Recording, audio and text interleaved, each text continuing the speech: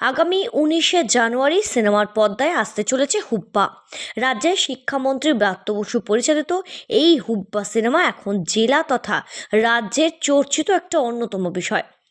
সুপ্রতিম সরকারের লেখা গোয়েন্দাপীঠ লালবাজার থেকে নেওয়া গল্প থেকে বাস্তব চরিত্রের এই সিনেমা অপরাধ দুনিয়ার এক কুখ্যাত মাফিয়া হুব্বা শ্যামলের জীবনী নিয়ে তৈরি এই গোটা সিনেমাটি।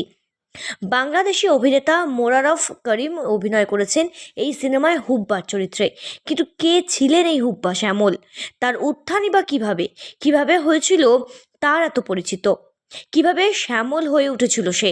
বাংলার দাউদ ইব্রাহিম, সেই সমস্ত বিষয়ে জানার জন্য আমরা পৌঁছে গিয়েছিলাম হুব্বার জন্মস্থান হুগলির কোন নগরে।